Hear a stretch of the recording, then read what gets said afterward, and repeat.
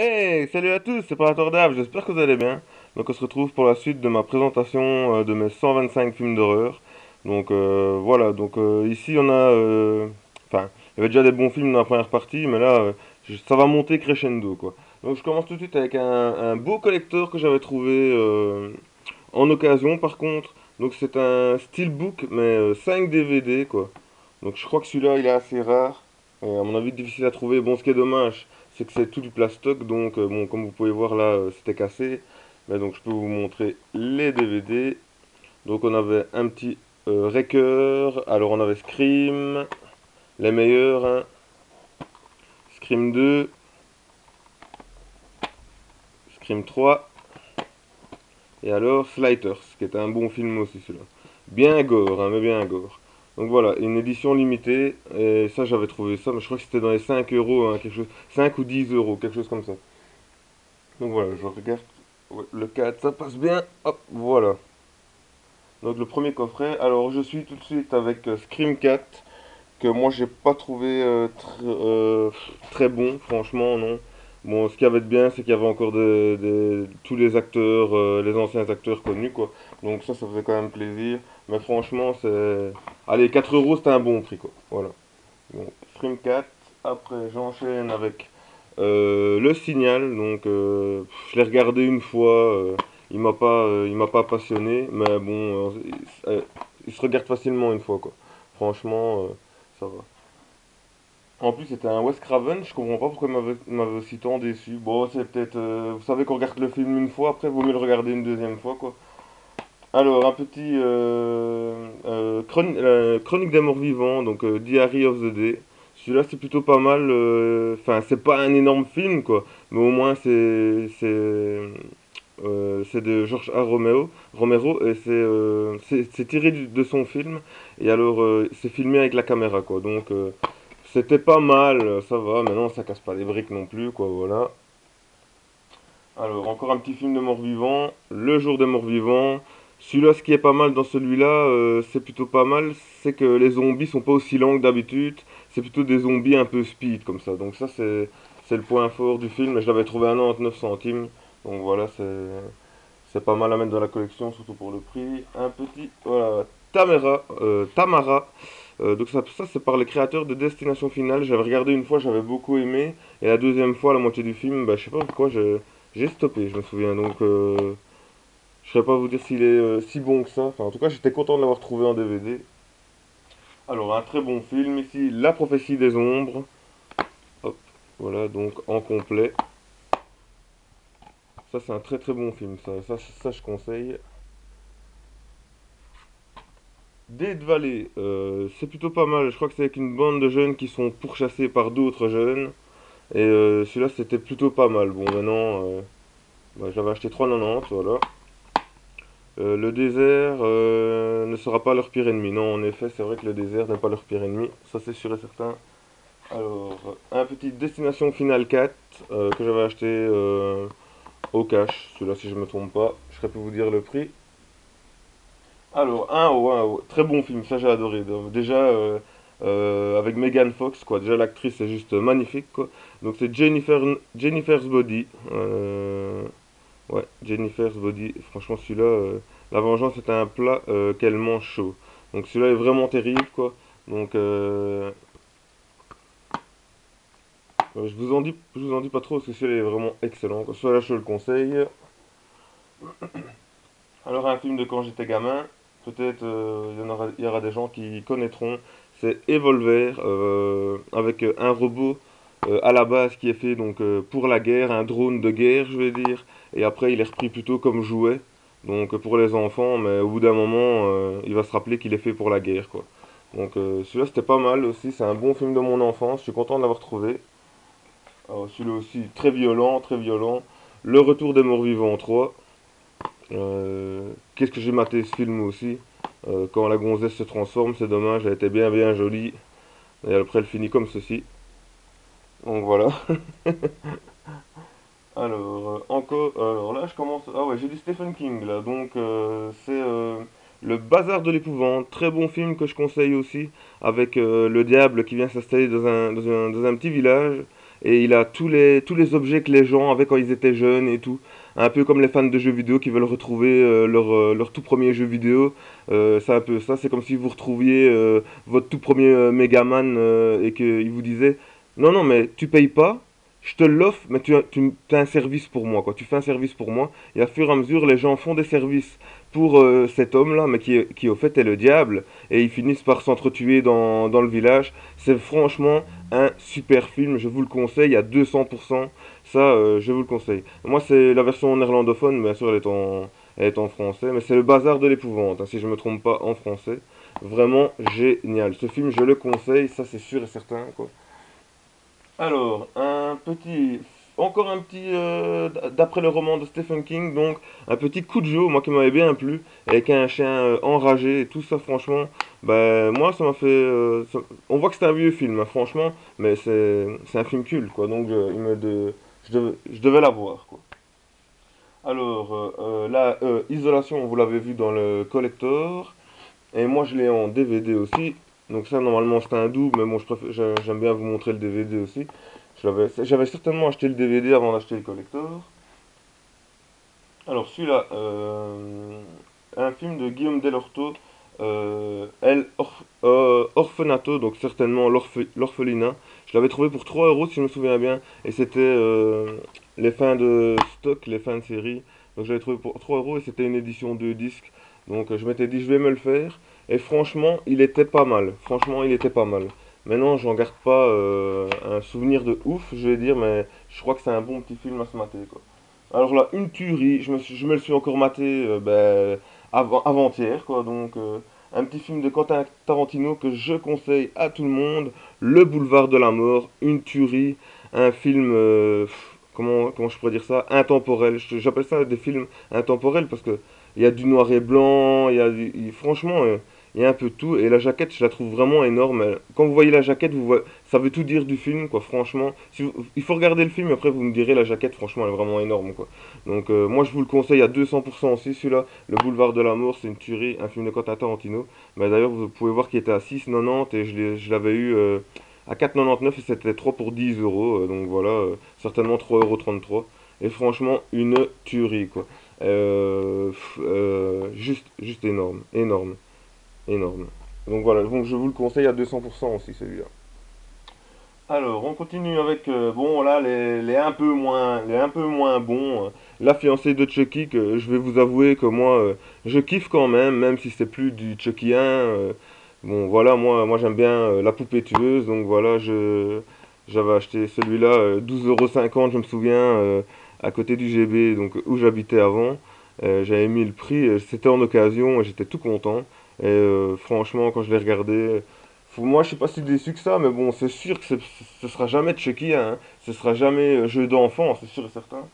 Alors, le fils de Chucky, là, pour moi, ça commence à devenir plus un film comique qu'un film vraiment d'horreur, bien qu'il y ait encore des passages horreur, je sais pas si on peut appeler ça des passages d'horreur, quoi.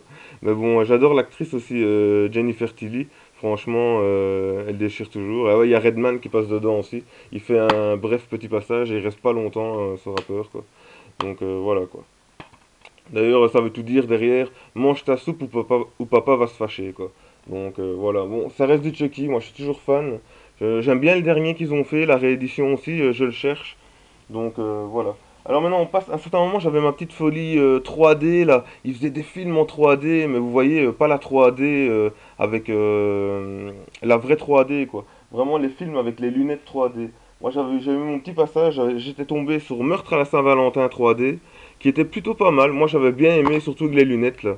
À un certain moment, il y en a un qui se ramasse un coup de pioche dans la tête et il y a un bout de la tête qui vole en l'air si je me trompe pas, et c'était plutôt pas mal. Donc voilà, petit Meurtre à la Saint-Valentin en 3D. Moi j'aime encore bien les films comme ça 3D, maintenant ils en sortent beaucoup moins.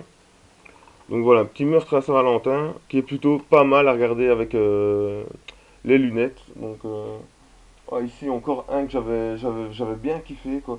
Donc voilà, encore un 3D, donc là c'est dans la collection 3D. C'était Dark Country 3D, donc avec la petite jaquette en mode 3D quoi. Bon ici là, la jaquette est sous Blibli. Et hop, donc voilà. Donc vous allez encore pouvoir voir des lunettes tombées. Donc Dark Country en 3D. C'est plutôt pas mal. C'était une belle surprise. Franchement, moi j'ai bien aimé.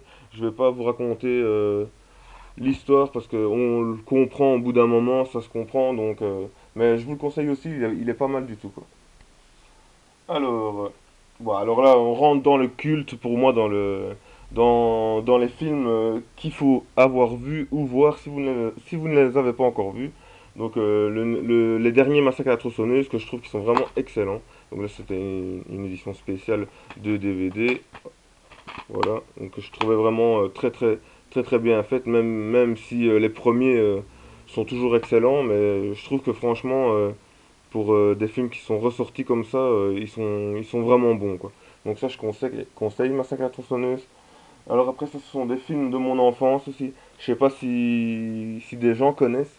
Franchement, ce sont les housses, quoi, les maisons, quoi.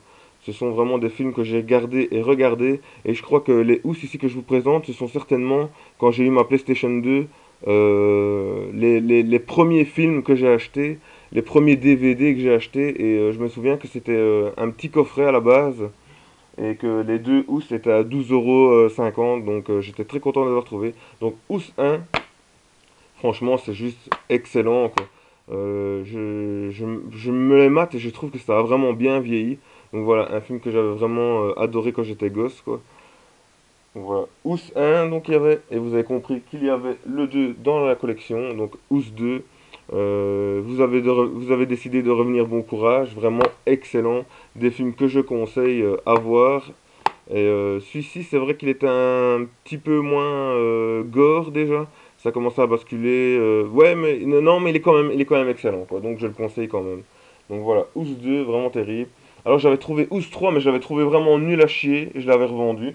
Par contre, le Ous 4, je l'ai retrouvé, je l'ai regardé et bon, ça passe, quoi. Mais le 3 était vraiment nul, hein.